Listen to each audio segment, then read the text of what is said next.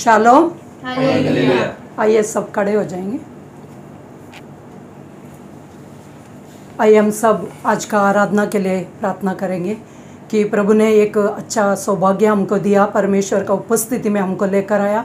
इस वक्त हम हमारा दिल तैयारी करेंगे। दिल का तैयारी करते हुए हम इस वक्त यह आराधना में जाने से पहला हम अपने आप को प्रभु से शुद्ध होने के लिए मांगेंगे और प्रार्थना करेंगे कि आज का आराधना के द्वारा प्रभु हमारा दिल को शुद्ध करेगा, हमारा दिल को वचनों से स्पर्श करेगा, उसका गीतों से स्पर्श करेगा और हमारा जीवन में जो गलत है, जो हमारा जीवन में जो निराशा है, जो दुख है, वो सारे जीवन से निकल जाएंगे। और प्रभु का आज का आराधना में प्रभु सच में पवित्र आत्मा के द्वारा प्रभु हमको एक सही दिल देगा ये वचन को स्वीकार करने के लिए और प्रभु का यह आराधना में उत्साह से, आनंद से उसका स्तुति करने के लिए, उसका हर एक जो बातें हैं वो सुनने के लिए प्रभु हमको मदद करेगा और जो जो रुकावट है वो सारे हम तोड़ देंगे। आइए हम सब मिलकर प्रार्थना करेंगे। Hallelujah, hallelujah, hallelujah. प्रभु हम बहुत धन्यवाद देते हैं प्रभु। सच में प्रभु आज का दिन प्रभु आपने हमारे लिए बनाया प्रभु सच में प्रभु आप चाहते हैं कि प्रभु हम आनंदित और मगन हो प्रभु जी। प्रभु सच में प्रभु जी आपने प्रभु हमको यहाँ पर इसलिए लाया प्रभु। हमारा जीवन में प्रभु जी हर एक का जीवन में कुछ ना कुछ कमियाँ हैं प्रभु, कुछ ना कुछ तकलीफ है प्रभु। हर एक आशा लेकर यहाँ पर आए हैं प्रभु। हर एक का जीवन को प्रभु आप आज का वचनों के द्वारा, आपका स्तुति का गीतों के द्वारा आप उनका दिल को स्पर्श करना प्रभु जी। हमें हर एक को प्रभु जी आपका ताजगी से भर देना प्रभु। हर एक नींद का, हर एक थकावट का, हर एक सुस्ती का आत्मा को बांध देते यीशु के नाम से। हुकुम करते निकल जाए यीशु के नाम से प्रभु। ये पूरा जगह को आपका लहू से ढक लेना प्रभु, ताकि प्रभु शैतान का कोई भी रुकावट यहाँ पर नहीं होने दो प्रभु जी। आपका आत्मा से अभिषेक कर देना प्रभु। धन्यवाद करते हैं प्रभु जी, धन्यवाद। ये प्रार्थना यीशु मसीह का नाम से हम करते हैं, आमीन। Shalom, hallelujah. जैसा हम अभी स्तुति का गीत गाने वाले हैं, ये गीत कहता है, दिल खो गया मेरा उसके प्यार में, क्या मैं कहूँ उसके जैसा कोई नहीं। टूटे दिल का एक ही आशा है वो, मोहब्बत का एक ही सागर है। एक ऐसा अनोखा प्यार मुझे देने के लिए मुझको चुन लिया। प्यारे भाई बहनों, हमारा परमेश्वर मोहब्बत का सागर है, प्रीति का सागर है। हम कभी समझ नहीं पाते कि उसका प्रीति हमारे लिए कितना है।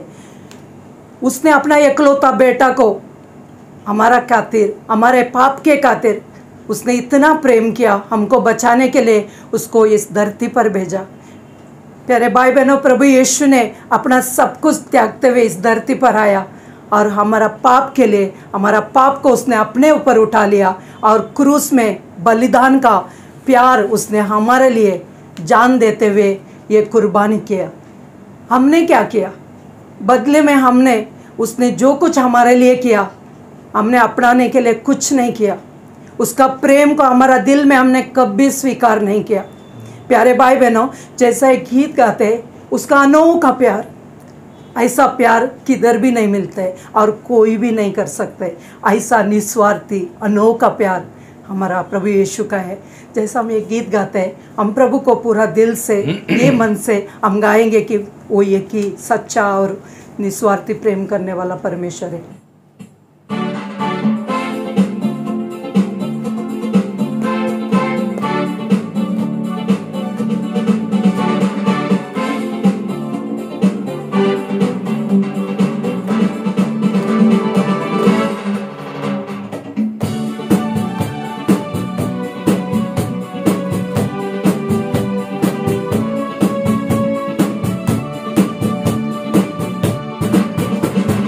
दिल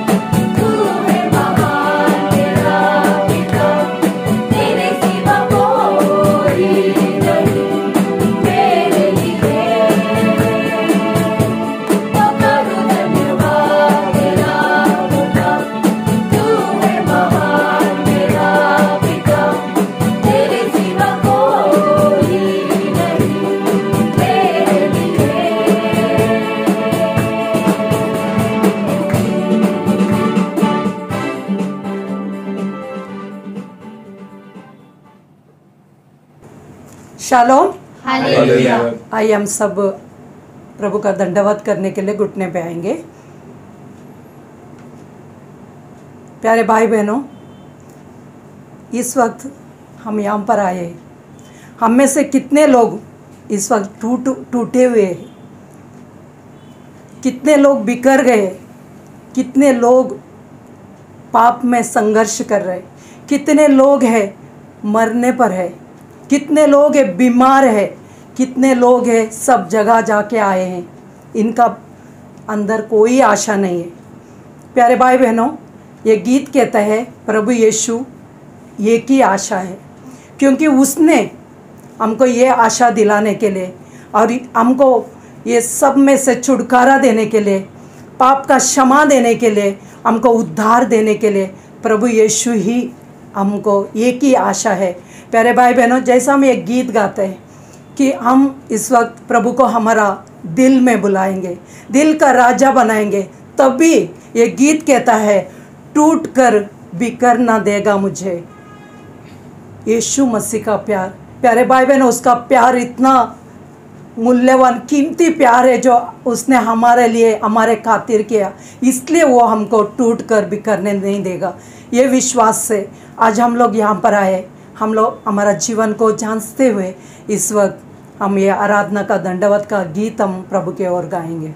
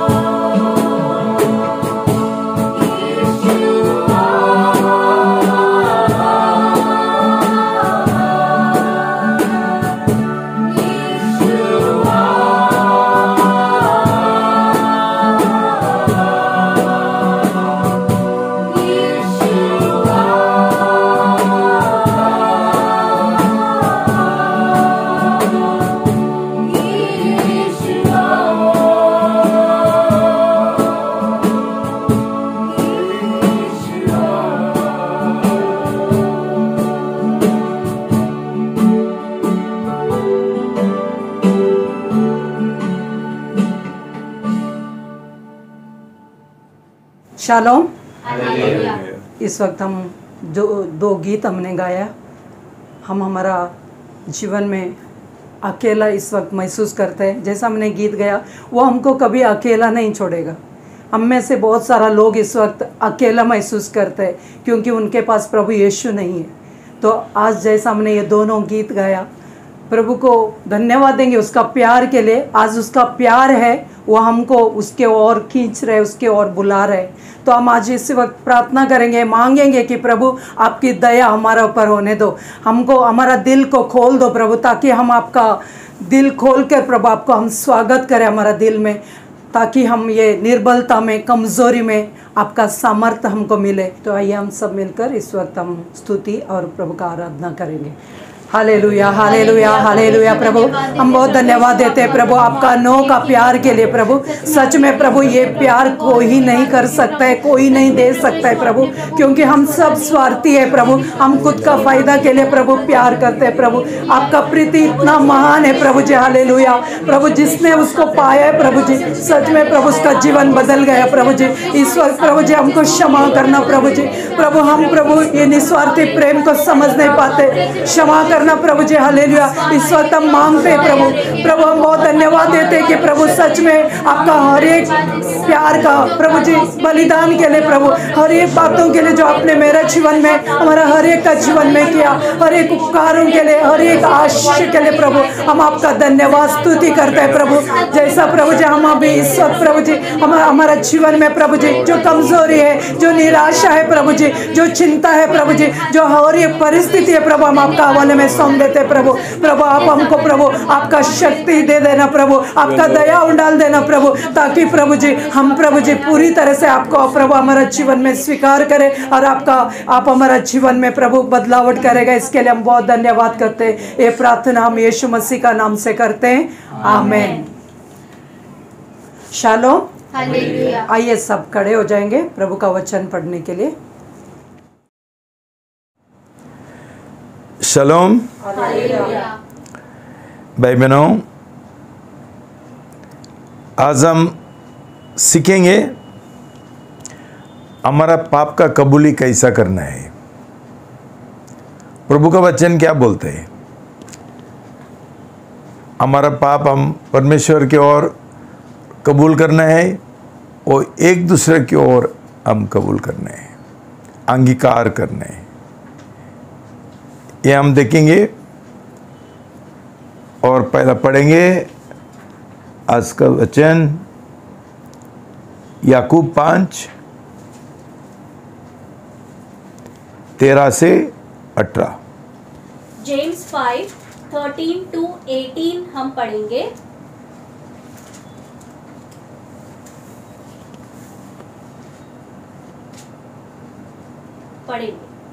क्या तुम में कोई दुखी है तो वह प्रार्थना करे, क्या कोई प्रसन्न है तो वह स्तुति के भजन गाए।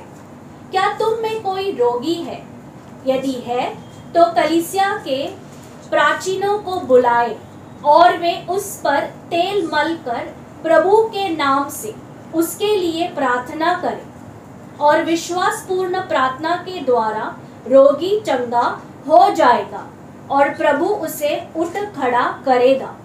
और यदि उसने पाप किया हो तो वे भी क्षमा कर दिए जाएंगे। इसलिए तुम परस्पर अपने पापों को मान लो और एक दूसरे के लिए प्रार्थना करो, जिससे कि चंगाई प्राप्त हो। नीतिमान जन की प्रभावशाली प्रार्थना से बहुत कुछ हो सकता है। एलिया भी हमारे ही जैसा स्वभाव का मनुष्य था, और उसने वर्षा न होने के लिए गिड़गिड़ाकर प्रार्थना की, और 3.5 वर्ष तक धरती पर वर्षा न हुई। उसने फिर प्रार्थना की और आकाश से भारी वर्षा हुई और भूमि ने अपना उपज दी। आइए हम वचन के लिए प्रार्थना करेंगे साथ में मिलकर।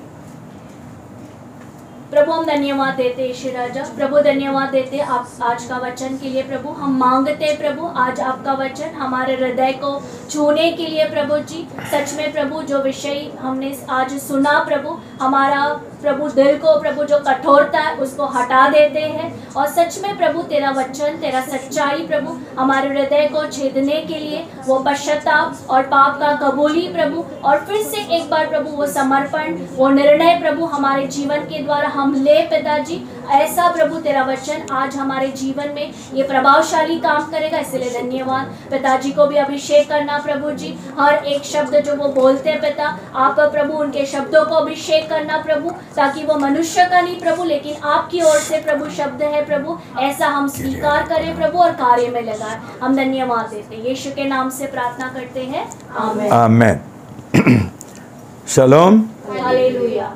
भाई बहनों, पहली बात ये है कि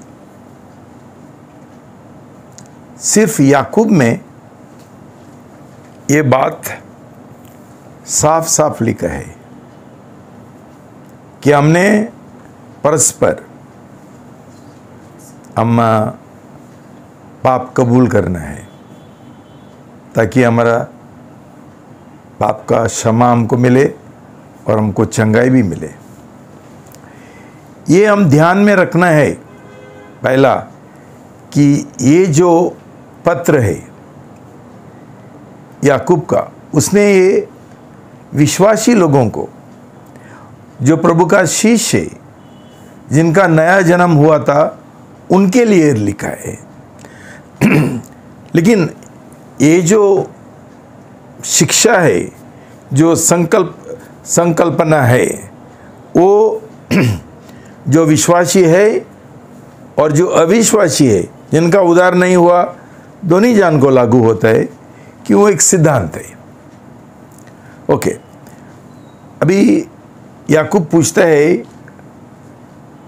तुम्हारा बीच में कोई कष्टों में गुजर रहे क्या? तुम्हारा बीच में कोई बीमार है क्या? भाई बहनों, बेशक यहाँ सब लोग जो इकट्ठे होते हैं, उनका जीवन में कष्ट, दुख, बीमारी रहता है, और इसलिए लोग प्रभु के पास आते हैं कि उनको छुटकारा चाहिए। लेकिन ये भी हम ध्यान में रखना है, जैसा मैंने हमेशा तुमको सिखाया कि साधारण रीति से पाप हमारा कष्टों का जड़ है। इसका मतलब जब तक हमको पाप का क्षमा नहीं मिलेगा, हमारा कष्ट जो है उसमें से हमको छुटकारा नहीं मिलेगा, और हमको हमारा बीमारी से चंगाई भी नहीं मिलेगा। पाप ये सब चीज़ों का जड़ है। तो जब तक हम पश्चाताप नहीं करेंगे, जब तक हमारा पाप हम स्वीकार नहीं करेंगे, कबूल नहीं करेंगे, तो हमको पाप का क्षमा नहीं मिल सकते, और हमारा जो बीमारी है उसमें से चंगाई भी नहीं मिल सकते। ये महत्वपूर्ण है। बहुत लोगों को चंगाई चाहिए, कष्टों में उनको विजय चाहिए, लेकिन ये उनका पाप स्वीकार करने के लिए तैयार नहीं है, कबूल करने के लिए तैयार नहीं है, लेकिन उनको छुटकारा चाहिए, उनको चंगाई चाहिए। ऐसा नहीं होता है भाई बहनों। जैसा मैंने तुमको सिखाया बहुत बार कि हमारा दिल में सही पश्चाताप रहेगा, तभी हम पाप कबूल करने के लिए तैयार हो जाएंगे। जो लोगों का दिल में पश्चाताप नहीं है, वो जो ईश्वरीय दुख नहीं है, तो ये लोग उनका पाप कैसा कबूल करेंगे? और दूसरी बात ये है कि पश्चाताप करने के लिए हमको पहला प्रभु यीशु के साथ एक ज़बरदस्त मुलाकात होना जरूरी है। जब भी मुलाकात नहीं होता है प्रभु के साथ, हमारा पश्चाताप नहीं हो सकता है। जब भी पश्चाताप नहीं है तो हमारा पाप भी हम कबूल नहीं करेंगे। ये ध्यान में रखो। क्यों? आज बहुत सारा लोगों का बपतिस्मा, पानी बपतिस्मा, ये बातों का बिना होता है। जिधर मुलाकात नहीं है, इसके लिए पश्चाताप नहीं है, और पश्चाताप नहीं है करके हम दिल से, सही मन से हम हमारा पाप कबूल करने के लिए तैयार नहीं हैं। हम पीछे हटते हैं और शायद एक रीति रिवाज के तौर से हम ये पाप कबूल करते हैं। भाई बहनों, प्रभु का वचन बोलता है 14 में, जो कलीसिया का बुजुर्ग लोग है उनको बुलाओ, उनके ऊपर प्रार्थना करेंगे और उनको प्रभु यीशु का नाम से तेल लगाएंगे और उनको अभिषेकित करेंगे। भाई बहनों, ऐसा कोई भी प्रार्थना नहीं कर सकते। प्रभु का वचन साफ साफ बोलते हैं, ये लोग कलीसिया का जो प्राचीन है और बुजुर्ग लोग है, और जिनको पिताजी ने ऐसा प्रार्थना करने के लिए अधिकार दिया है, सिर्फ यही लोग प्रार्थना कर सकते हैं।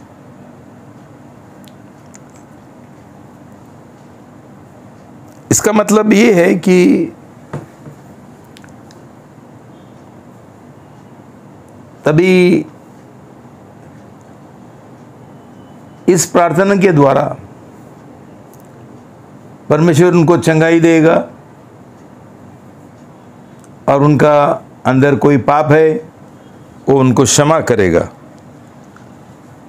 जिन्होंने कबूल किया, पश्चाताप किया। इसलिए वचन बोलता है परस्पर तुम्हारा पाप कबूल करना और एक दूसरे के लिए प्रार्थना भी करना। तो इसका समझ क्या है? परस्पर कौन है? परस्पर प्रभु के लोग हैं। कोई लोग नहीं है, सिर्फ जिनका उद्धार हुआ, जिनका नया जन्म हुआ, जो प्रभु का शिष्य है, जो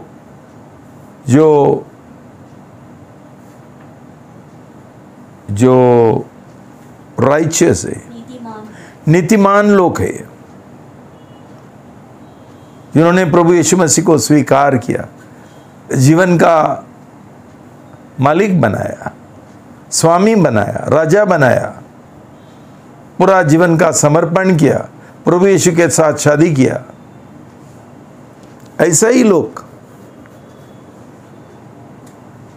सुसमाचार प्रचार कर सकते हैं, और वहाँ कोई बीमार रहेगा तो ये उनके लिए प्रार्थना कर सकते हैं।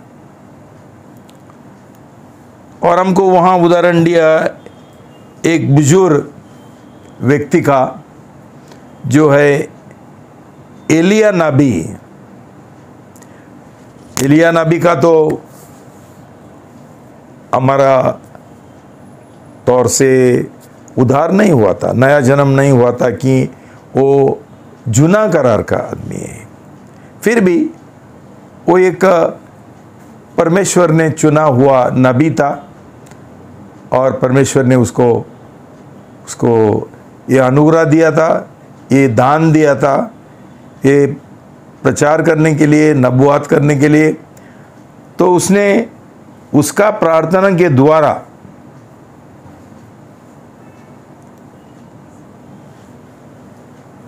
बारिश रोक दिया। क्यों? इजरायली लोगों का जो मूर्ति पूजा का पाप के वजह बारिश परमेश्वर ने रोक दिया था। तो उस एलिया ने गिड़गिड़ाया, प्रार्थना किया और परमेश्वर ने क्षमा किया और वापस एलिया ने प्रार्थना किया और बारिश आ गया। इसका मतलब क्या है कि परमेश्वर कोई चीज़ खुद नहीं करता है, अकेला नहीं करता है। वो उसका जो सेवक है, जो दास है, उनका इस्तेमाल करता है, उनके द्वारा करता है जो काम करने का है।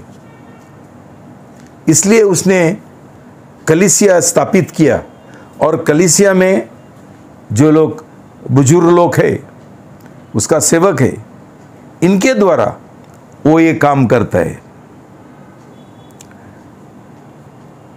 भाई बहनों, ये पाप कबूल करने का जो विषय है वो थोड़ा उसमें बहुत वाद विवाद है। सब लोग ये स्वीकार नहीं करते हैं। देखो, जो रोमन कैथोलिक लोग हैं, ये लोगों का बीच में ये पाप का कबूली करना एक उनका एक महत्वपूर्ण एक बात है, उनका सैक्रेमेंट है।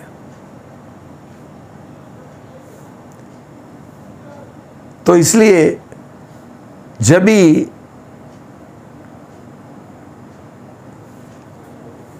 कलीसिया में एक सुधारण का काम चालू हुआ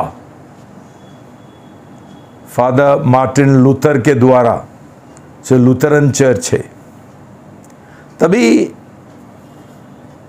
ज़्यादा से ज़्यादा जो प्रोटेस्टेंट लोग हैं, ये लोगों ने इसका और इनकार किया और नकारा, और उन्होंने बोला हम सिर्फ परमेश्वर की ओर हमारा पाप कबूल करेंगे, मनुष्य के ओर हम के साथ हम पाप कबूल नहीं करेंगे।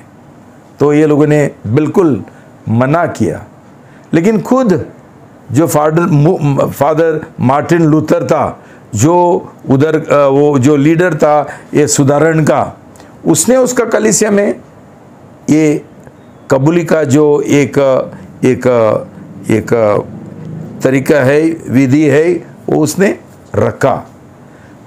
वैसा ही भी जो एंग्लिकन क्रिश्चियंस है इंग्लैंड में, ये लोगों ने भी उनका कलीसिया में ये पाप कबूली का जो रीति है उसने रखा। भाई बहनों, मैं जब भी कैथोलिक फादर था, मैंने बहुत लोगों का ये पाप कबूली सुना है, ये काम मैंने किए है, लेकिन खुद मुझे तभी ये अच्छा नहीं लगता था, मैं उस पर विरुद्ध था। क्यों? मुझे ये जो संकल्पना है, वो सिद्धांत है, वो मैं समझा, वो मैंने मान लिया, लेकिन जो प्रैक्टिस है, व्यवहार में व्यवहारिक तौर से जैसा होता था, मुझे ये अच्छा नहीं लगता था। एक रीति रिवाज का जैसा एम्प्टी, खाली, कोई उसमें शक्ति नहीं है। लेकिन प्रोटेस्टेंट लोगों ने सब कुछ फेंक दिया बाहर, जैसा इंग्लिश में बोलता है ना, throw the baby out with the bath water. सब कुछ मतलब ऐसा दिखाने के लिए हम कैथोलिक लोगों से सहमति नहीं है, ये गलत है। परस्पर ये करना, पाप कबूल करना, पाप कबूली एक बहुत स्क्रिप्चुरल प्रभु का वचन के अनुसार है, और उसका फायदा ज़बरदस्त है, बहुत फायदा है। और दुख की बात यह है कि प्रोटेस्टेंट लोगों को इसका फ़ायदा नहीं मिलता है। इसलिए ये लोगों का ज़्यादा से ज़्यादा जो मसीह लोग है, इनका उद्धार भी नहीं होता है और बराबर उनका जीवन भी सही नहीं रहता है। हमारा बीच में ऐसा लोग है जो सिर्फ क्रिसमस को और ईस्टर पुनरुत्थान का जो त्यौहार है उसमें ही जाता है, बाद में ये लोग कभी कलीसिया में नहीं जाता है, लेकिन नाम है मसीह है करके। तो मैं क्या सिखाना चाहता हूँ कि ये कबूली एक दूसरे के साथ बहुत ज़रूरी है। क्यों?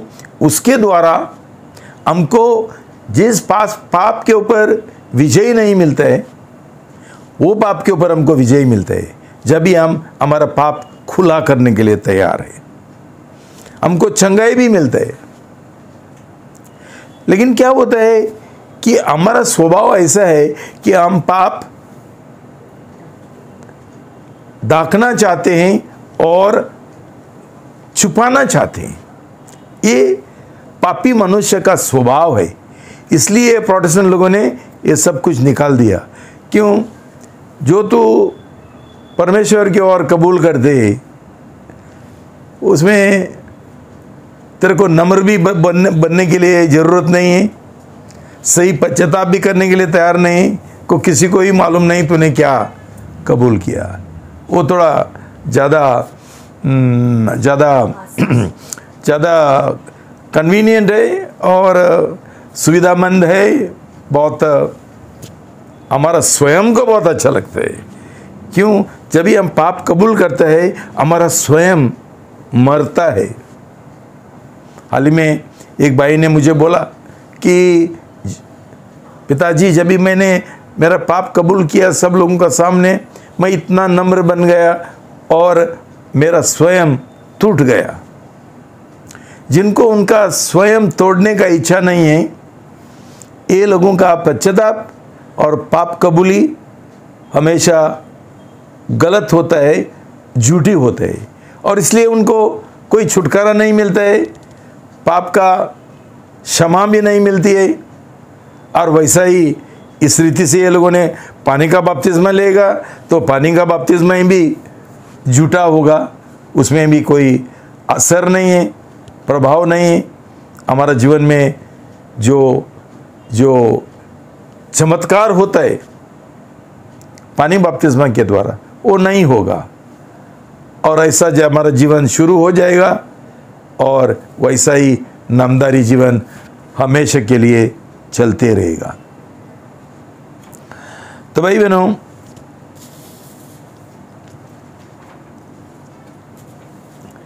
क्यों ये लोग ऐसा बोलते हैं कि हमको कलीसिया का सामने परस्पर पाप कबूल नहीं करने का है? देखो भाई बहनों, ये लोग बोलते हैं कि प्रभु यीशु मसीह महायाजक है और वो एक ही मध्यस्थी है, हमको मनुष्य का क्या जरूरी है। दूसरा सब चीज़ों के लिए हमको मनुष्य का जरूरी है। हमको चंगाई चाहिए, हम किसके पास जाते हैं? परमेश्वर के पास नहीं, हम लोग एक व्यक्ति के पास जाते हैं, बोलते हैं मेरे लिए प्रार्थना करो। क्यों? ये हमारा परमेश्वर का योजना है कि वो कुछ नहीं करेगा खुद, हमेशा उसका कलीसिया के द्वारा और कलीसिया का जो बुजुर्ग लोग है और लीडर लोग है उनके द्वारा हर एक चीज़। ना तो कलीसिया स्थापित करने का क्या जरूरी था? परमेश्वर प्रभु यीशु मसीह एक ही मध्यस्थी है और वो एक महायाजक है। हम यह भी ध्यान में रखना है कि जब भी हमारा नया जन्म होता है, हमको बुलाया जाता है रॉयल प्रीस्टहुड, राजकीय याजक। हम भी याजक है। तो ये कैथोलिक चर्च में जो प्रीस्ट है, याजक है, जैसा मैं था, ये सब गलत है। सब नया जन्म पाए हुए लोग याजक है, प्रीस्ट है। दूसरा, नामधारी लोग प्रीस्ट नहीं है। नामधारी मसीह, ये नामधारी जो कैथलिक्स है, ये कोई प्रीस्ट नहीं है। लेकिन जो विश्वासी लोग है, सही विश्वासी, ये लोग याजक है, राजकीय याजक है। तो भाई बहनों, हम एक ये देखेंगे, उदाहरण देखेंगे, यूहन्ना 4, जॉन 4, यहाँ ये समरी स्त्री के बारे में, पापी स्त्री के बारे में लिखा है। अभी मैं पूरा नहीं पढ़ूंगा, लेकिन ये घटना आप जानते हैं कि एक दिन प्रभु यीशु मसीह ये पापी स्त्री को मिलने के लिए गया। वो ये पापी स्त्री हमेशा हर दिन दोपहर को आती थी पानी लेने के लिए, और प्रभु यीशु मसीह उसी समय उसको मिलने के लिए गया। देखो, हमारा सुसमाचार ऐसा होना चाहिए, हमारा सुविधा के अनुसार नहीं है, लेकिन जो पापी लोग हैं जिनको हम सुसमाचार देना चाहते हैं, उनका सुविधा के अनुसार प्रभु यीशु मसीह हमको यहाँ सिखाता है। तो प्रभु यीशु ये कुआं के पास गया और ये स्त्री के साथ बात चालू किया। उसने पूछा 9, यूहन्ना 4 का पद 9, इसलिए उस सामरी स्त्री ने उससे कहा, यह कैसी बात है कि तू यहूदी होते हुए भी मुझसे पानी मांगता है? मैं तो सामरी स्त्री हूँ। यहूदी तो सामरियों के साथ किसी प्रकार का व्यवहार नहीं रखते। भाई बहनों, सामरी और यहूदी लोग समझो दुश्मन थे एक दूसरे का। क्यों? यहूदी का जो धर्म है वो एक पंथ था और सामरी धर्म दूसरा एक पंथ था। जैसा कैथलिक्स एंड प्रोटेस्टेंट्स है वैसा, तो ये लोगों के साथ कोई व्यवहार नहीं होता था। और एक जुना जो रीति रिवाज है, आदमी लोग औरत लोगों के साथ बात नहीं करते, तो प्रभु ने दो ही चीज तोड़ दिया। आदमी होने से उसने एक औरत से बात किया, और यहूदी होने से उसने सामरी स्त्री के साथ किया। क्यों? उसका दिल था उसको सुसमाचार देने का और उसका उदार होने का। भाई बहनों, जब तक हमको ऐसा दिल नहीं है, हमारा सुसमाचार का काम में कोई सफलता हमको नहीं मिलेगा। हम गलत रीति से हम सोचेंगे और देखेंगे और उसका मतलब निकालेंगे। हमारा दिल सही होना चाहिए, हमारा आंखें सही होना चाहिए, हमारा मन सही होना चाहिए। जिनको ऐसा मन नहीं, ये लोगों ने कभी सुसमाचार प्रचार करना ही नहीं। तो प्रभु यीशु मसीह ने उसका तरीके से ये सुसमाचार का सुसमाचार उसको दिया है। प्रभु ने बोला, तू यहाँ हमेशा ये पानी लेने के लिए आती है, लेकिन मैं तुझे आत्मिक पानी और जीवित पानी में देने के लिए तैयार हूँ। भाई बहनों, हम जानना चाहिए क्यों ये स्त्री दोपहर को आती थी। दोपहर को बहुत ये है, धूप है, बहुत गर्म है। उस समय दूसरे स्त्री लोग नहीं आते थे।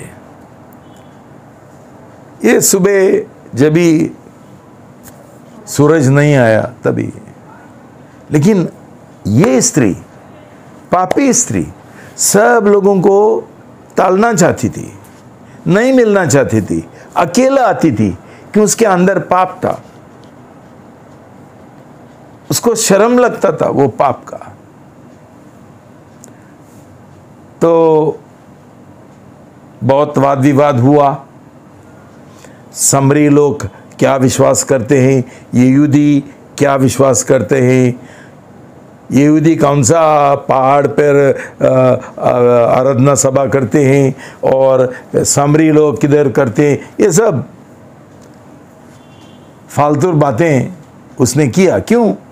वो एक विषय टालना चाहती थी, उसका पाप कबूल नहीं करना चाहती थी, ढांकना चाहती थी, छुपाना चाहती थी।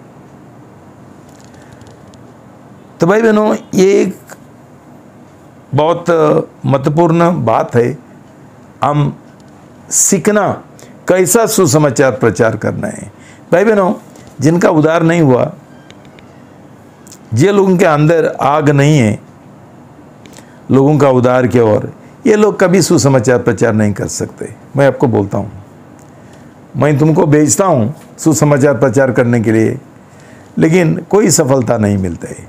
इसका मतलब ये है कि ये लोगों का उद्धार नहीं हुआ और उनके अंदर, उनका दिल में ये आग नहीं है लोगों को नरक का आग से बचाने का। ये उनका सुविधा, ये उनका कंफर्ट, आराम पहला देखते हैं। वो शायद उनके पास और दूसरा बिजनेस है और वो छोड़ के ये लोग ये करने के लिए तैयार नहीं है। इसलिए इसके लिए शायद हमको हार मिलती है सुसमाचार प्रचार करने में, और हमेशा हम ये पापी लोगों को दोष लगाते हैं कि ये लोग नहीं सुनते हैं, ये लोग बहुत जिद्दी है, ये लोग ये है, वो लोग है। देखो भाई बहनों, ये सामरी स्त्री भी बहुत जिद्दी थी, लेकिन प्रभु यीशु के पास पवित्र आत्मा था और पवित्र आत्मा उसको ये करता था, अगुवाई करता था और उसके अनुसार वो बात करता था। उसने तैयारी किया था, उसने प्रार्थना किया था ये स्त्री के लिए। देखो, हम प्रभु यीशु का जगह पर होते थे, हम क्या बोलते थे? तो अभी देखो, प्रभु यीशु मसीह सच्चा परमेश्वर है, ये है, वो हमारे लिए मरा और जी उठा और ये सब, तो उसको स्वीकार करो, तेरा जीवन का ये करो। ये हमारा तरीका है, ये हमारा रीति रिवाज है, लेकिन कोई सुनता नहीं। क्यों नहीं सुनते? कि सामरी स्त्री का जैसा उनका जीवन में एक पाप है जो एक बड़ा रुकावट बन गए है। ये पाप के लिए हम क्या करने के लिए तैयार है? शायद हम क्या बोलते हैं, चलो एक प्रार्थना करो, हम भी प्रार्थना करेंगे, तू भी एक पश्चाताप करो। तो ये लोग ऐसा पश्चाताप करते हैं शायद ऊपरी तौर से, और हम प्रार्थना करते हैं, हमको लगता है हमने और एक आत्मा जीत गया। उसने बोला है अगला संडे वो आएगा, खुश, सौदा हो गया हमारा सुसमाचार का बिजनेस। लेकिन प्रभु ने ऐसा नहीं किया। प्रभु ने और गहराई में गया और उसका जीवन में जो कोई काला है, कोई गहरा पाप है, उसके बारे में उसने थोड़ा छानबीन किया। उसने पूछा, तेरा पति को बुलाओ। भाई बहनों, ये उसका कैसे मालूम पड़ा? प्रभु यीशु मसीह ने प्रार्थना किया था सुबह सामरी स्त्री के लिए। पवित्र आत्मा ने उसको बोला था, ये पूरा इसका जो बायोग्राफी है, ये स्त्री का जीवन का कथा उसको बोला था। तो प्रभु एक नबी है, प्रभु ने उसको बोला तेरा पति को बुलाओ। उसने बोला मेरे पास पति नहीं है। तो यीशु ने बोला हाँ, आज तक आपका 5 पति हो गए और जो है वो भी तेरा पति नहीं है। भाई बहनों, हमारा सुसमाचार का काम में ऐसा ये जो पवित्र आत्मा का दान है, जो नबूवत है और अलग अलग तरीका दान का इस्तेमाल करते हुए हम सुसमाचार प्रचार नहीं करेंगे तो किसी का ही दिल में पश्चाताप नहीं आएगा और पाप कबूल करने के लिए तैयार नहीं होंगे। भाई बहन, हमारे पास क्यों आत्मिक दान नहीं है पवित्र आत्मा का? कि शायद हमारा नया जन्म हुआ ही नहीं, हमको पवित्र आत्मा का बपतिस्मा मिला है नहीं, हमारे पास शक्ति नहीं, हमारा सामर्थ्य नहीं है, हम लोगों ने कभी बराबर प्रार्थना नहीं करते, अधूरा प्रार्थना करते हैं कि हमारा मन और दिल और दूसरा संसारी चीज़ों में है।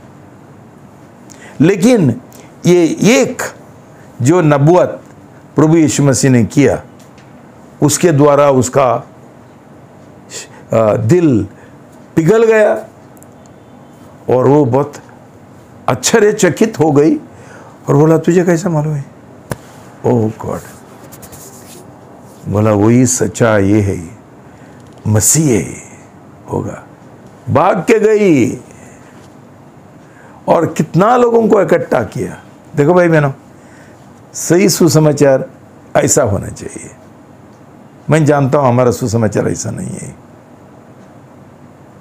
उसने उनको बोला, ये व्यक्ति ने मेरा पूरा जीवन के बारे में उसके बताया, तो वो जरूर मसीह होना चाहिए। और सब लोग आ गया उसको मिलने के लिए। इसमें हम क्या सीखते हैं भाई बहनों? मुलाकात का जरूरी है। मुलाकात के द्वारा हम ये कर सकते हैं, क्या पश्चाताप कर सकते हैं। सही पश्चाताप के द्वारा हमारा पाप हम कबूल करेंगे, ना तो हम नहीं करेंगे। भाई बहनों, आज प्रभु यीशु नहीं है, लेकिन प्रभु यीशु मसीह का शिष्य है, जिनको प्रभु ने ये काम दिया है, ये काम करने के लिए। जब ये हमारा जीवन सही नहीं है, हम क्या सुसमाचार प्रचार करेंगे? और लोगों के ऊपर कैसा प्रभाव हो जाएगा सुसमाचार का, जब भी हम पवित्र आत्मा से भरते हुए और अभिषेक से भरे हुए नहीं रहेंगे और उसका पवित्र आत्मा का जो अगुवाई है और उसका क्या है ये बुद्धि है, उसके अनुसार हम नहीं चलेंगे तो लोगों को चमत्कार देखना है। तभी ये लोगों का प्रभु यीशु के साथ एक मुलाकात होगा, उनका जीवन में एक पश्चाताप का मन आएगा और तभी ये लोग रो रो के उनका पाप कबूल करेंगे। ये बहुत जरूरी है भाई बहनों। आपको याद है यूहन्ना बपतिस्ता, उसने जब भी सुसमाचार प्रचार किया, उनको उनका पश्चाताप के बारे में बताया। वहाँ लिखा है ये लोग भाग भाग के आते थे कि वो परमेश्वर का एक नबी था। हमारे पास कोई नहीं आता है, क्यों? हम लोग नबी नहीं हैं, हम कुछ नहीं हैं। हम ऐसा ही एक रीत रिवाज के तौर से हम सुसमाचार प्रचार करने के लिए जाते हैं। हमारे पास पवित्र आत्मा का अभिषेक नहीं है। ये लोग आके क्या करते थे? उधर लिखा है, पढ़ो, मत्ती 3:6। मैथ्यू 3:6 पढ़ेंगे। जैसे जैसे उन्होंने अपने पापों का अंगीकार किया, उसने उन्हें यरदन नदी में बपतिस्मा दिया। देखो भाई बहनों, बपतिस्मा का पहले ये लोगों ने उनका हर एक पाप सामने, सब लोगों का सामने अंगीकार किया। बहुत सारा लोग उधर इकट्ठा हुआ था, सही मन का लोग थे ये लोग। उनको पाप का क्षमा ये लोग चाहते थे, जीवन का बदलावत परिवर्तन चाहते थे। तो ये लोग उसका प्रचार सुनते हुए उन्होंने उनका पाप सब लोगों का सामने कबूल किया। तो भाई बहनों,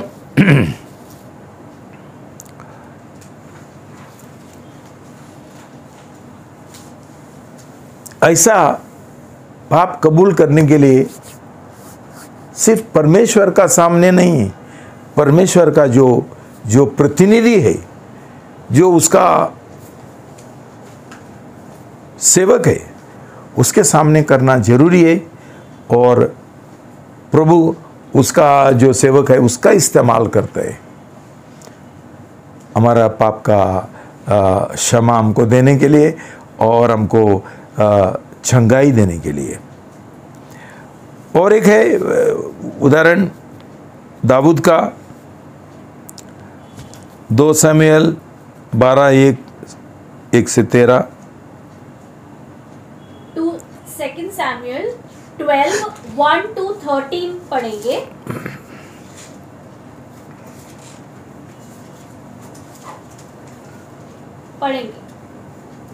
तब यहोवा ने नातान को दाऊद के पास भेजा और उससे उसके पास जाकर कहा, किसी नगर में 2 मनुष्य थे, एक धनी और दूसरा निर्धन था। धनी के पास बहुत सी भेड़ बकरियां और गाय बैल थे, परंतु निर्धन के पास एक छोटी भेड़ की बच्ची के अतिरिक्त और कुछ नहीं था, जिससे उसने मोल लेकर पाला पोसा था। वह उसके और उसके बाल बच्चों के साथ बड़ी थी। वह उसके निवाले में से खाती और उसके प्याले में से पीती थी तथा उसकी गोद में सोती थी और वह उसकी बेटी के समान थी। फिर एक यात्री उस धनी व्यक्ति के घर आया। उस धनी व्यक्ति ने अपने भेड़ों अथवा पशुओं में से उस यात्री के लिए पकाने को कुछ न लिया, वरन उसने उस निर्धन व्यक्ति के भेड़ की बच्ची को ले लिया और उस यात्री को खिलाने के लिए जो उसके यहाँ आया था भोजन तैयार किया। दाऊद का क्रोध उस व्यक्ति के प्रति अत्यधिक भड़क उठा और उसने नातान से कहा, यहोवा के जीवन की शपथ, जिस मनुष्य ने ये किया है वह निश्चय प्राणदंड के योग्य है। उसने उससे भेड़ की बच्ची को 4 गुना भरना पड़ा, क्योंकि उसने यह काम किया है और थोड़ी भी तरस नहीं खाई। तब नातान ने दाऊद से कहा, तू ही वह व्यक्ति है। इज़राइल का परमेश्वर यहोवा यह कहता है, मैंने इज़राइल का राजा होने के लिए तेरा अभिषेक किया और मैंने शाऊल के हाथ से तेरा छुटकारा किया। मैंने तेरे स्वामी का घर तुझे दिया और तेरे स्वामी के पत्नियों को तेरे लिए दिया। मैंने तुझे इज़राइल और यहूदा का घराना भी दिया। यदि यह थोड़ा था तो मैंने तुझे इनके सामने और भी बहुत कुछ देता। तूने यहोवा की आज्ञा को तुच्छ जानकर वह काम क्यों किया जो उसकी दृष्टि में बुरा है?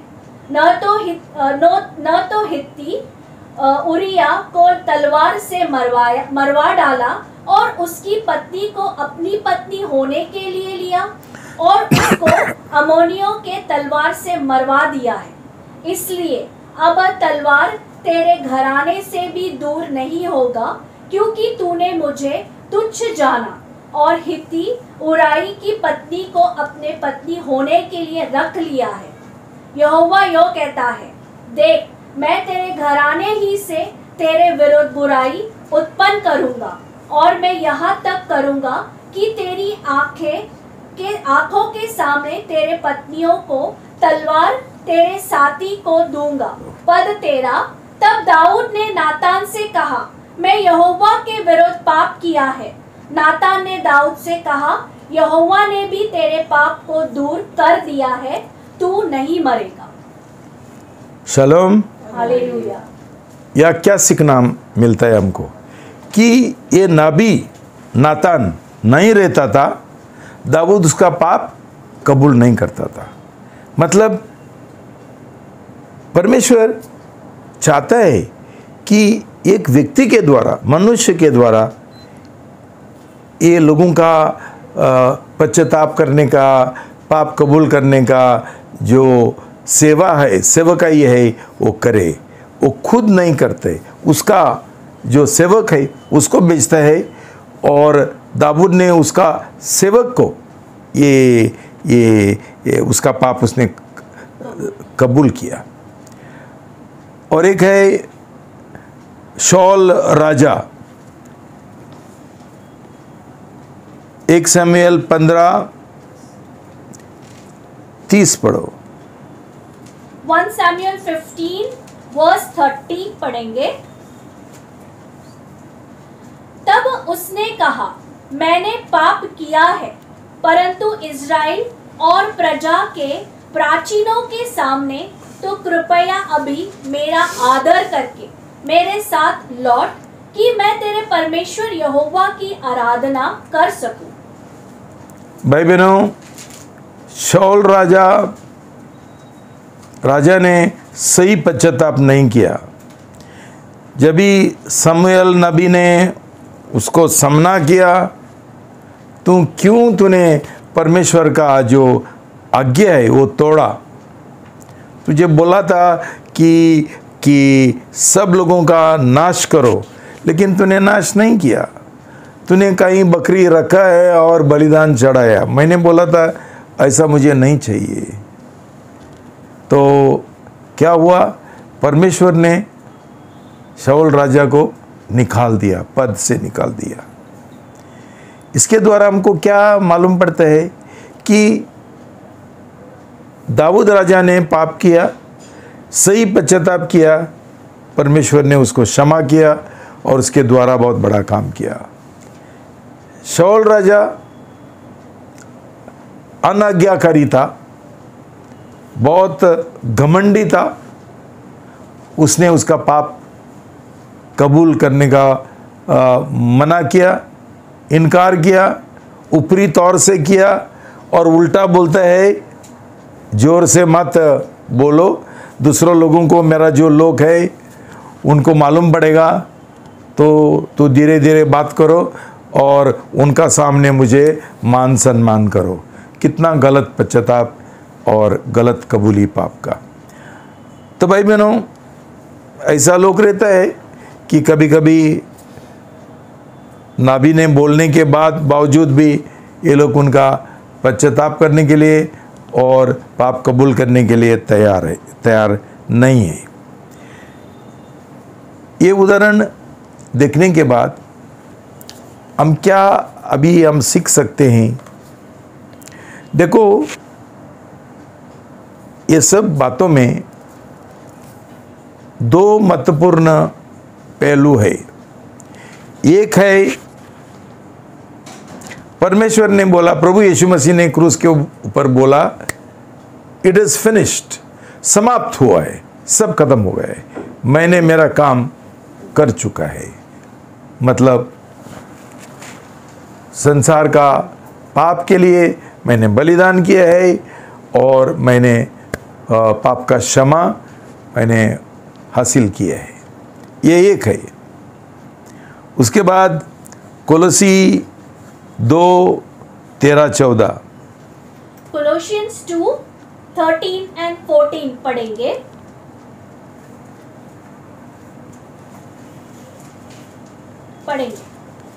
जब तुम अपने अपराधों और शरीर की खतना रहित दशा में मृतक थे, तब उसने मसीह के साथ तुम्हें भी जीवित किया। उसने हमारे सब अपराधों को क्षमा किया और विधियों का वह अभिलेख जो हमारे नाम पर और हमारे विरोध था मिटा डाला और उसे क्रूस पर कीलों से जड़कर हमारे सामने से हटा दिया।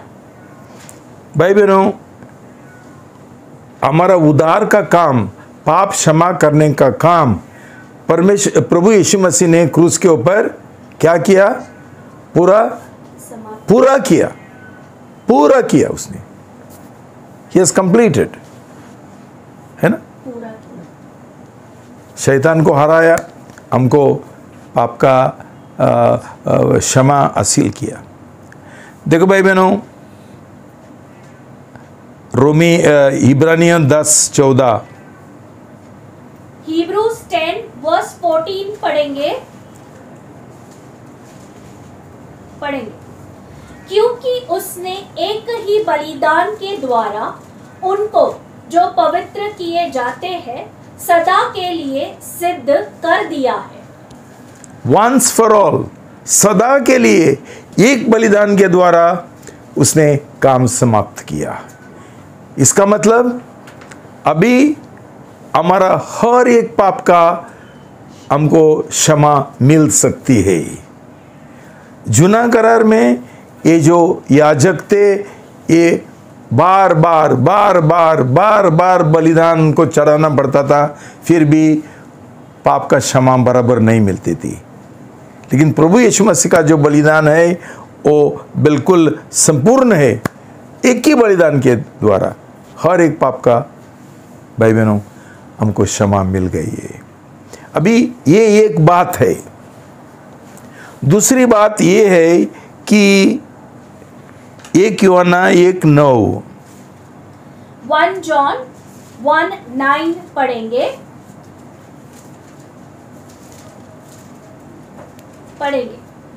यदि हम अपने पापों को मान ले तो वह हमारे पापों को क्षमा करने और हमें सब अधर्म से शुद्ध करने में विश्वास योग्य और नीतिमान है।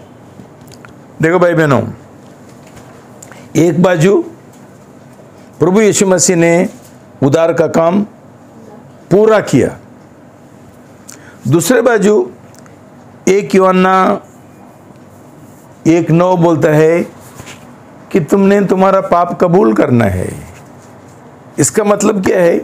जो प्रभु यीशु मसीह ने हमारा उद्धार का काम पूरा किया, उसका फ़ायदा हमको कभी मिलेगा? जब भी हम हमारा पाप कबूल करेंगे। ये महत्वपूर्ण बात है।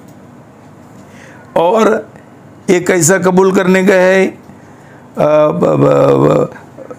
प्रेषितों का काम 10:43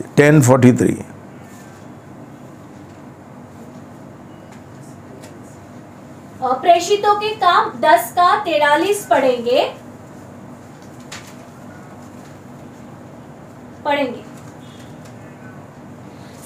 सब नबी उसकी साक्षी देते हैं कि प्रत्येक जो उस पर विश्वास करता है उसके नाम के द्वारा पापों की क्षमा पाता है।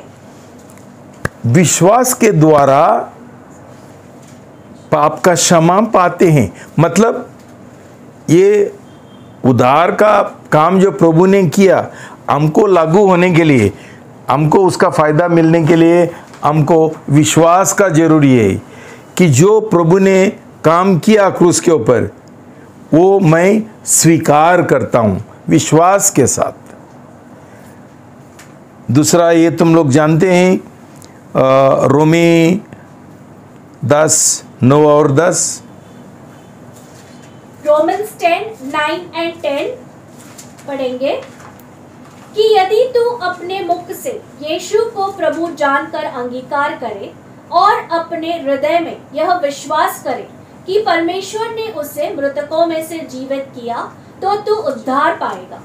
मनुष्य तो हृदय से विश्वास करता है जिसका परिणाम नीतिमत्वता होता है, और मुंह से अंगीकार करता है जिसका परिणाम उद्धार होता है। देखो भाई बहनों, यहाँ भी कबूल करना है, अंगीकार करना है। सिर्फ प्रभु यीशु मसीह सच्चा परमेश्वर है, वो वहाँ क्रूस के ऊपर उसने जान दिए है, इतना नहीं है। हमने जानना चाहिए क्यों जान दिए है? हमारा पापों के लिए। तो हम पाप कबूल नहीं करेंगे तो वहाँ हमारा पाप के लिए उसने जान दिया, उसका फ़ायदा हमको कैसा मिलेगा? ये समझना बहुत ज़रूरी है। देखो भाई बहनों, आज बहुतेक कलीसिया में पश्चाताप के बिना, सही पश्चाताप का बिना और सही अंगीकार का बिना पाप का बपतिस्मा लेते हैं।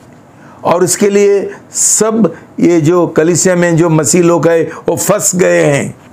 उनका जीवन में कोई बढ़ोतरी होता ही नहीं, आगे बढ़ते नहीं हैं कि उनका विश्वास दिमाग का है और कभी पश्चाताप नहीं किया, कभी पाप कबूल नहीं किया। सब लोगों का सामने पाप कबूल नहीं किया, परस्पर एक दूसरे की ओर पाप कबूल नहीं किया। तो तो क्या होता है, जो पाप कबूली में एक शक्ति है, हमारा पूरा जो बुखार है ना पाप का, वो नीचे गिरता है। और जब भी हम पाप कबूल करने के लिए तैयार नहीं है, तभी ये ऊपरी तौर से होता है और उसका कोई फ़ायदा नहीं मिलता है। हम बार बार वही पाप में गिरते हैं। बपतिस्मा लेने के बाद भी हम वही पाप में गिरते हैं। क्यों? हमने कभी वो कबूल नहीं किया, सही पश्चाताप नहीं किया। इसमें शक्ति है, सही पश्चाताप और सही कबूली में ये है, शक्ति है। एक भाई ने मुझे बोला, जब भी उधर आया था, कि मैंने जब भी पाप मेरा कबूल किया और मैं घर पे गया, मुझे प्रभु ने वो पाप से बिल्कुल छुटकारा दिया, तुरंत। ये है चमत्कार हमारा सही पश्चाताप का और सही कबूली का। तो भाई बहनों, प्रभु का हमको वचन बोलता है कि कोलोसी 3:5 में, कोलोसियंस 3:5 पढ़ेंगे। इसलिए अपनी संसारिक देह के अंगों को मार डालो, अर्थात व्यभिचार, अशुद्धता, वासना, बुरी लालसा और लोभ को, जो मूर्ति पूजा है। देखो भाई बहनों, प्रभु का वचन बोलता है ये सब जो पाप है उनको मार डालो। लेकिन हम कबूल करने के लिए तैयार नहीं है। क्या मार डालेंगे? हम बोलेंगे नहीं, मैंने ये पाप नहीं किया, नहीं मैं सब कुछ ठीक है, मुझे नहीं लगता ये पाप है, ये है वो है वो है। तो हम पाप को कैसा मार डालेंगे? जब भी हम स्वीकार करने के लिए तैयार नहीं है, जब वो कबूल करने के लिए तैयार नहीं है। सो कबूली और स्वीकार सबसे महत्वपूर्ण बात है। उसके बाद हम ये पाप को मार डाल सकते हैं। और ये हम नहीं करेंगे तो हमको वो पाप का कभी छुटकारा नहीं मिलता है और कभी हमको क्षमा भी नहीं मिलता है। भाई बहनों, तो ये अभी मैं विश्वास करता हूँ हम समझ गया कि प्रभु यीशु मसीह ने उद्धार का काम पूरा किया, लेकिन वो हमको लागू होने के लिए हमने विश्वास के द्वारा और पश्चाताप के द्वारा और कबूली के द्वारा हम ये हासिल करना है। तभी ये क्षमा का फायदा और असर हमारे ऊपर गिरेगा और हमको पाप का क्षमा मिलेगा। और जैसा हम ये कोई भी पाप के ऊपर हम मार डालेंगे दिन प्रतिदिन, उसमें भी हमको विजय मिलेगा। तो भाई बहनों, इतना ही मैं तुमको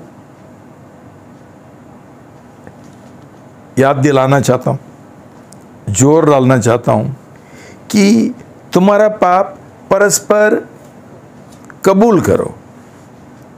ये परस्पर कौन है? ये एक दूसरा कौन है?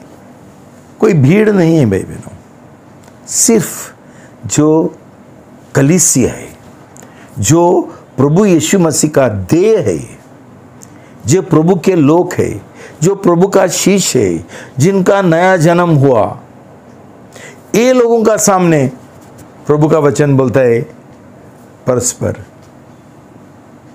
तुम्हारा पाप कबूल करो। क्यों भाई बहनों? हर एक पाप सिर्फ परमेश्वर को ही अपमान नहीं होता है और पाप होता है, लेकिन जो प्रभु का जो परिवार है, ये परिवार का वो सिर है प्रभु यीशु मसीह। तो सिर्फ प्रभु यीशु के और पाप नहीं है, लेकिन पूरा जो परिवार है उसके ऊपर असर गिरता है। इसलिए भाई बहनों, पूरा कलीसिया को कलीसिया के और क्षमा मांगना, जैसा हम प्रभु के क्षमा मांगते हैं, कलीसिया से क्षमा मांगना। क्यों? मैंने ये पाप करते हुए प्रभु यीशु के विरुद्ध, मैंने ये हमारा परिवार है उसके और भी मैंने पाप किया, उसका जो ये है एकता है मैंने तोड़ा, मैंने कलीसिया को ये किया, वीक, कमजोर कमजोर किया, इसलिए मुझे क्षमा करो कि मैंने परिवार के विरुद्ध भी पाप किया। इसलिए पूरा कलीसिया के सामने पाप कबूल करना बहुत जरूरी है। आज क्या हुआ, आज हर एक कलीसिया में लोगों का रिश्ता सिर्फ खड़ा है, मैं और परमेश्वर, मैं दूसरा का कोई मुझे ये नहीं चाहिए।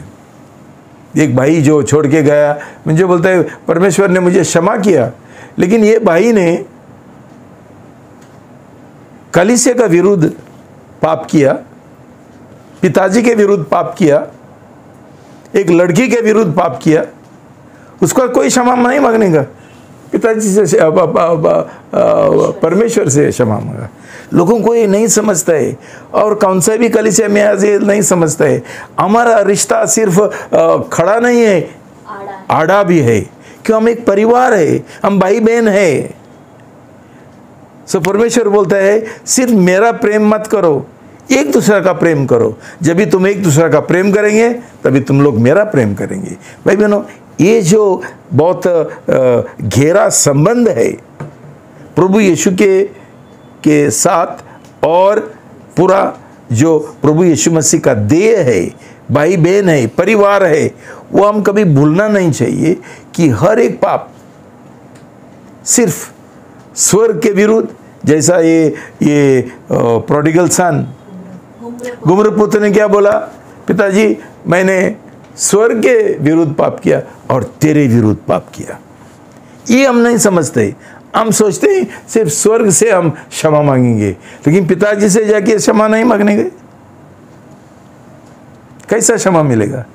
और उसके बाद भाई बहनों हमारा जीवन खराब होता है, हम बहुत और पाप में गिरते हैं, हम पीछे हटते हैं और अविश्वास में जाते हैं और पूरा जीवन खराब होता है। ये बहुत जरूरी है भाई बहनों। हम ये भूलना नहीं चाहिए कि पाप क्षमा करने के लिए उसने उसका कलीसिया को अधिकार दिया है। मत्ती 9:2 और 8। मैथ्यू 9 नहीं, मत्ती 9:6 पढ़ो। मैथ्यू 9:6 पढ़ेंगे। परंतु इसलिए कि तुम जान जाओ कि मनुष्य के पुत्र को पृथ्वी पर पाप क्षमा करने का अधिकार है। तब उसने लकवे को रोगी से कहा, उठ, अपनी खाट उठा और घर जा। देखो भाई बहनों, प्रभु यीशु बोलता है मेरे पास पाप क्षमा करने का अधिकार है, ठीक है, कोई प्रॉब्लम नहीं है। बाद में मत्ती 28 में 18 और 19 में क्या लिखा है? मैथ्यू 28, 18 and 19 पढ़ेंगे।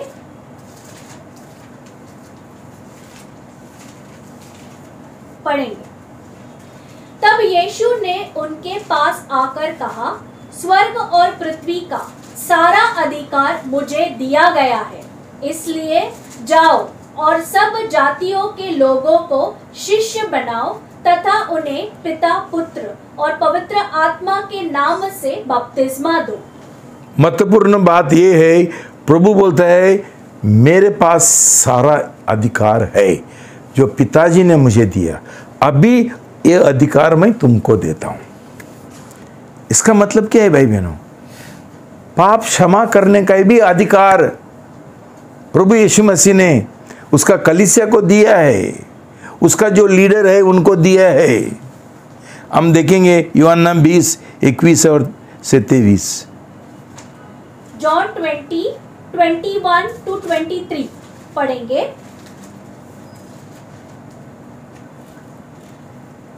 यीशु ने फिर उनसे कहा, तुम्हें शांति मिले। जैसे पिता ने मुझे भेजा है वैसे ही मैं भी तुम्हें भेजता हूँ। और जब वह यह कह चुका तो उसने उन पर फूंका और उनसे कहा, पवित्र आत्मा लो। यदि तुम किसी के पाप क्षमा करो तो वे उसके लिए क्षमा किए गए हैं। यदि तुम किसी के पाप रखो तो वे रखे गए हैं। देखो भाई बहनों, ये अधिकार उसका जो प्रेषित है उनको दिया है, ये 12 जन को। और जो पेत्रोस था वो सब लोगों का सामने उसने उसका पाप कबूल किया।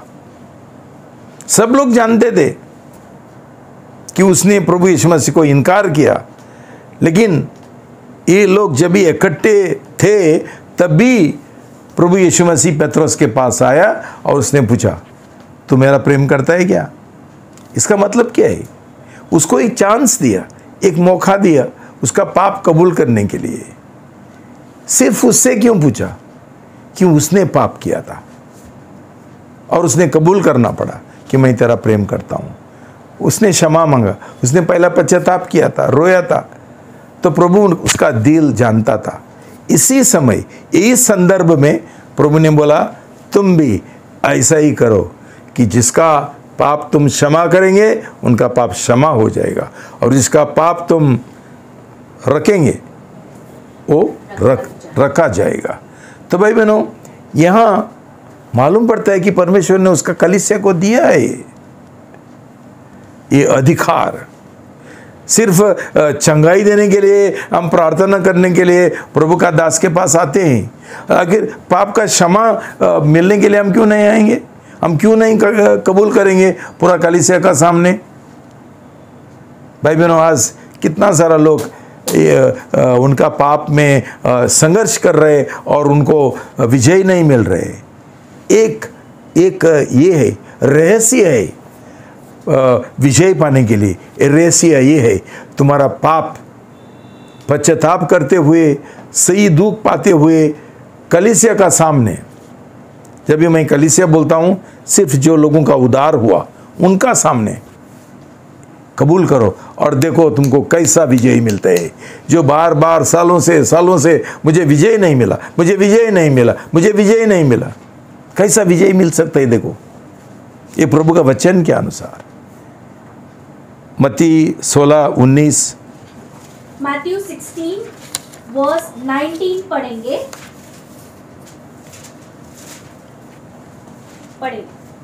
मैं तुझे स्वर्ग के राज्य की कुंजियां दूंगा, और जो कुछ तू पृथ्वी पर बांधेगा वह स्वर्ग में बंधेगा, और जो कुछ तू पृथ्वी पर खोलेगा वह स्वर्ग में खुलेगा।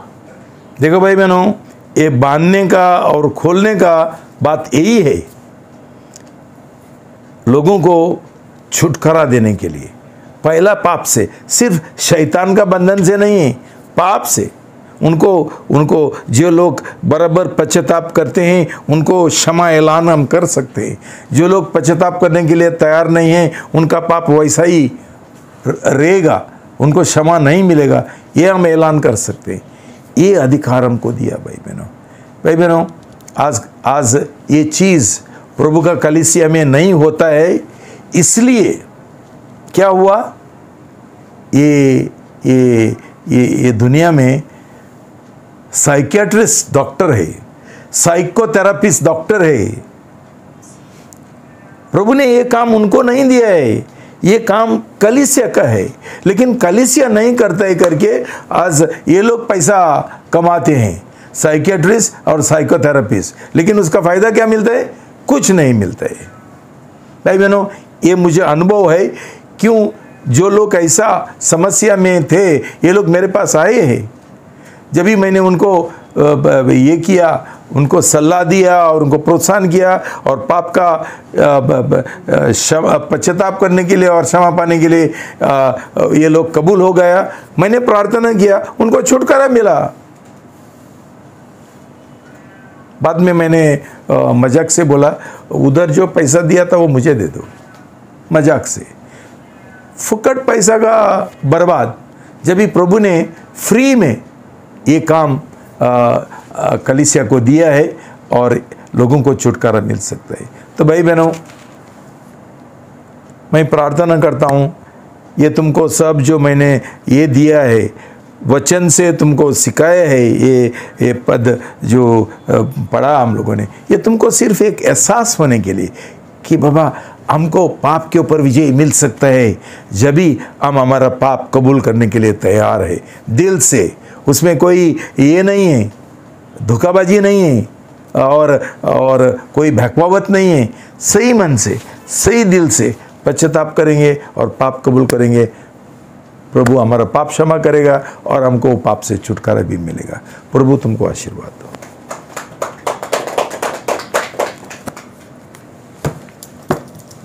प्रार्थना करेंगे। प्रभु मैं आपको बहुत धन्यवाद देता हूँ आपका वचन के लिए, आपका शब्द के लिए। प्रभु आपका शब्द सच्चाई है और मैं प्रार्थना करता हूँ कि हमको सबको एक अनुग्रह दो ये सच्चाई स्वीकार करने के लिए और हमारा जीवन को लागू करने के लिए, उसका आज्ञा पालन करने के लिए, ताकि ये सच्चाई के द्वारा और उसका आज्ञा पालन के द्वारा हमको पूरा छुटकारा मिले। प्रभु आज पूरा ये दुनिया का लोग पाप के साथ संघर्ष कर रहे हैं पाप से छुटकारा मिलने के लिए, लेकिन आपका जो कलीसिया है उनका अज्ञानता के लिए ये जो अपने हमको ये दिया है, एक विजय दिया है, उसके बारे में नहीं जानते। मैं प्रार्थना करता हूँ प्रभु जो लोग ये संदेश सुनेंगे उनके अंदर तो एक विश्वास दे दो प्रभु, ताकि ये संदेश के द्वारा जब ये चलेंगे और कार्य में लगाएंगे उनको एक उनका उद्धार का दान मिलेगा, नीतिमत्व का दान मिलेगा, पाप से क्षमा मिलेगा और पाप से छुटकारा भी मिलेगा। मैं प्रार्थना करता हूँ प्रभु हमको आपका अनुग्रह दे दो प्रभु, और आपका पवित्र आत्मा का समर्थ हमको दे दो, अभिषेक हमको दे दो, ताकि हम आपका वचन कार्य में लगा सकें और उसका आज्ञा पालन कर सके। ये प्रार्थना मैं प्रभु यीशु का नाम से करता हूँ, आमीन। शालोम। प्यारे भाई बहनों, आज जैसा हमने प्रभु का वचन के द्वारा ये रहस्य का बात ये सीखा है, हमारा पाप कबूल करना और ये परमेश्वर के ओर और परस्पर एक दूसरे के ओर, ये हमने आज सीखा है। इसमें बहुत रहस्य है। क्या रहस्य है कि जब प्रभु बोलते हैं एक सीधा परमेश्वर का पास एक रिश्ता है, एक आड़ा है। हम अभी तक ये सोचते थे कि हमारा परमेश्वर का साथ रिश्ता है, हम हमारा पाप परमेश्वर के ओर कबूल करते थे और सोचते थे कि हमको क्षमा मिल गया। फिर आज हमने सीखा है सिर्फ परमेश्वर के ओर नहीं, जो परमेश्वर का जो दास है, जो प्राचीन है, सेवक है, उसके ओर, और जो परमेश्वर का प्रभु का जो देह है, जो नया जन्म पाए विश्वासी कलीसिया है, उसके ओर हमारा पाप जब हम कबूल करेंगे, जो हमारा बीमारी है, जो हमारा तकलीफ है, जो अंदर बहुत सारा गंदगी है, वो सब निकल जाएगा, हमको छुटकारा मिलेगा, पाप का क्षमा मिलेगा। प्यारे भाई बहनों, जैसा हम ये गीत गाने वाला है, हमारा जीवन को हम देखेंगे, एक नज़र डालेंगे कि आज तक हमने ऐसा पाप का क्षमा नहीं मांगा है। क्यों? हमको ये पाप का क्षमा कबूल नहीं करने का है, छुपाने का है। ये छुपाने से नुकसान मेरा खुद का होते हैं, हमारा होते हैं। इसके लिए आज हम लोग ये संघर्ष कर रहे हैं और उसमें विजय नहीं मिल रहा है। जैसा हमने आज वचन सुना, हम वचन के ओर ध्यान करते हुए, मनन करते हुए, ये जैसा हम गीत गाते हैं कि हम हमारा जीवन को और देखेंगे और हम पाप का क्षमा कबूल करने के लिए परमेश्वर से दया मांगेंगे। हमसे नहीं होते। जब भी हम दया मांगेंगे, प्रभु अभिषेक देगा और ये हमको कबूल करने के लिए पवित्र आत्मा मदद करेगा। ये मन से, ये दिल से हम ये गीत गाएंगे।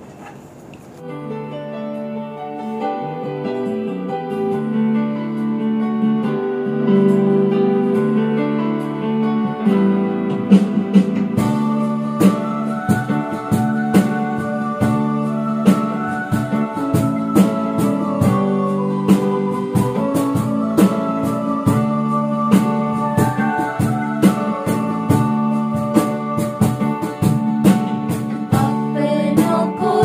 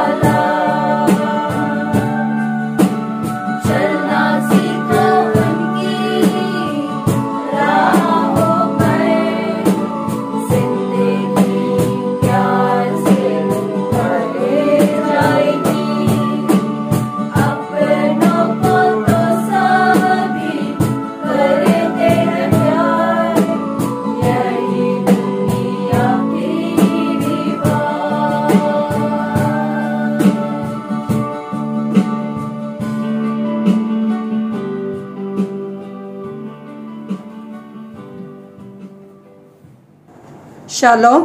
हालेलुया। प्यारे भाई बहनों, ये अच्छा अवसर है वचन का प्रत्युत्तर देने का कि हम पाप छुपाएंगे, हम खुद को बहकवाएंगे, खुद नाश हो जाएंगे। हम पाप कबूल करेंगे, प्रभु से क्षमा पाएंगे, आज़ादी और पूरा परमेश्वर का इच्छा के अनुसार हमको एक नया जीवन, एक आज़ादी का जीवन प्रभु में मिलेगा, छुटकारा मिलेगा। तो आज आपको क्या चाहिए? आप छुटकारा पाना चाहते या ये बीमारी में, ये तकलीफ में ही रहना चाहते? निर्णय आपका है। तो जैसा हमने आज वचन सुना, हमारा जीवन को प्रभु का सामने रखेंगे, हमारा पाप को सिर्फ परमेश्वर के ओर नहीं, एक दूसरे के ओर परस्पर हम कबूल करेंगे, प्रभु से क्षमा और छुटकारा उद्धार पाएंगे। तो आइए हम सब मिलकर इस वक्त हमारा जीवन प्रभु के हाथ में सौंपेंगे। Hallelujah, hallelujah, hallelujah. प्रभु धन्यवाद करते प्रभु आज का ये वचन के लिए। प्रभु हमारा पूरा जीवन प्रभु पाप कबूली में है। प्रभु जितना प्रभु जी हम पाप लेकर घूमेंगे, पाप लेकर जिएंगे, हमको कभी विजय नहीं मिलेगा, कभी क्षमा नहीं मिलेगा। ये निश्चित आज हमने सुना प्रभु जी। प्रभु जितनों ने प्रभु उदाहरण देखा, जो पाप कबूली किया, सबका सामने उनको छुटकारा मिला, उनको क्षमा मिला। प्रभु आज प्रभु मैं भी प्रभु मेरा जीवन आपका सामने रखते हैं प्रभु जी। प्रभु जो जो पाप है प्रभु हमारा स्वयं को अच्छा नहीं लगता है प्रभु, ऐसा पाप कबूल करने के लिए प्रभु आपका जो लोग है, आपका देख प्रभु लोग का सामने कबूल करने के लिए, स्वयं को चोट लगने के लिए, ताकि हम नम्र बनेंगे प्रभु। जितना पाप कबूल करते हम नम्र बनेंगे प्रभु, और आपका सेवा के लिए काम आएंगे प्रभु। हमारा सुसमाचार का जीवन में भी हम सफलता देखेंगे प्रभु जी, बहुत सारा लोग उद्धार पाते देखेंगे प्रभु जी। ऐसा प्रभु जी हमारा जीवन होने दो प्रभु जी। हर एक समय पाप का कबूली अंगीकार करते हुए ये जीवन हमको प्रभु जी जीने का एक प्रभु जी आपने आज हमको सिखाया, वैसा ही जीवन हमारा हर दिन में जीने के लिए प्रभु आप अनुग्रह देना प्रभु। धन्यवाद देते प्रभु। ये प्रार्थना यीशु मसीह का नाम से करते हैं, आमीन। शालोम। हालेलुया। इस वक्त जितना भी यूट्यूब पर प्रभु का वचन आज सुना है, आप जरूर आपका पाप का कबूली करना, और सच में आपका कबूल पाप है वो जांचना, और कबूल करते हुए प्रभु से क्षमा आपको प्रभु देगा। ये विश्वास के साथ हम विश्वास करते हैं कि आज का वचन के द्वारा प्रभु आपका जीवन में एक क्षमा, छुटकारा, उद्धार देगा और आपका जीवन को बदल देगा। शालोम। हालेलुया। आइए हम सब खड़े हो जाएंगे। ये हमारा आखिरी गाना है जो हमने आज अच्छा वचन सुना है। ये गीत बोलते हैं, हल्का हल्का लग रहा है तेरे आने से, बोझ मेरा ले लिया तूने कंधों पे। प्यारे भाई बहनों, आज जैसा हमने वचन सुना, जैसा हम पाप का कबूली करते हैं और एक दूसरे का सामने कबूल करते हैं, ये जो पाप का बोझ हमारा अंदर था वो प्रभु ने, यीशु ने क्रूस पर ले लिया और उसने वो काम समाप्त किया है। अभी हमारा बारी है, हम ऐसा करेंगे। तो ये जो पाप का बोझ, बीमारी का बोझ, चिंता का बोझ जो हम लेकर आए, जब हम प्रभु को देंगे और क्षमा मांगेंगे, प्रभु हमको इससे छुटकारा देगा, क्षमा देगा। और सच में हमको प्रभु हमारा जीवन में जो हमारा जीवन है आज तक बराबर नहीं चल रहा था, उसमें भी प्रभु हमको विजय देगा। ये गीत गाते हुए हम प्रभु को आज का हर एक आराधना सभा के लिए हम प्रभु को धन्यवाद देंगे।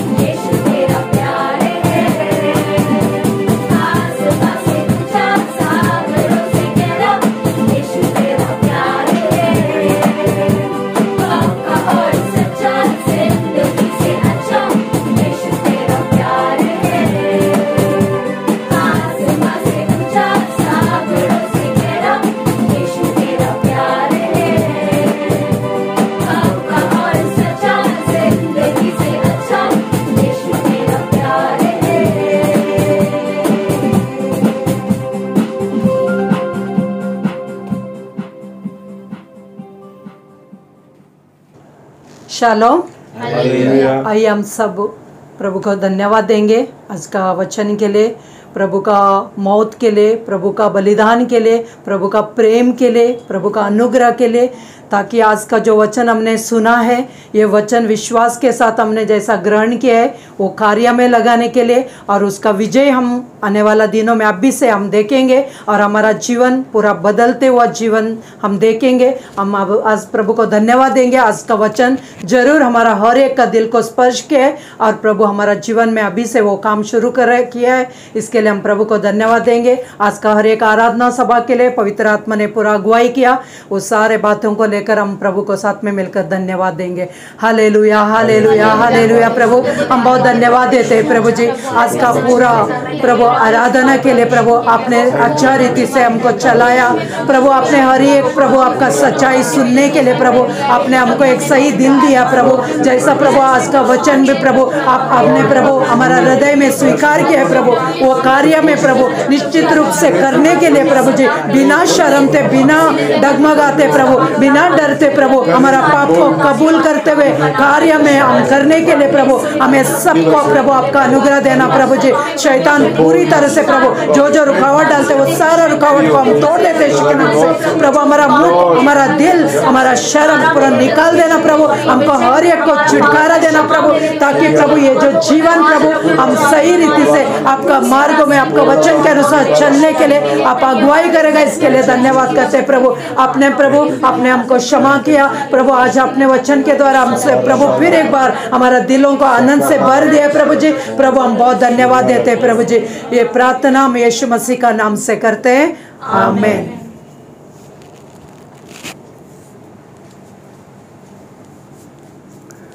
प्रभु यीशु मसीह का अनुग्रह, पिता परमेश्वर का प्रेम और पवित्र आत्मा का सौभाग्यता हमेशा तुम्हारे साथ बने रहना, आमीन। बोलो यीशु मसीह की जय, यीशु की लहू की जय, shalom, hallelujah. God bless you.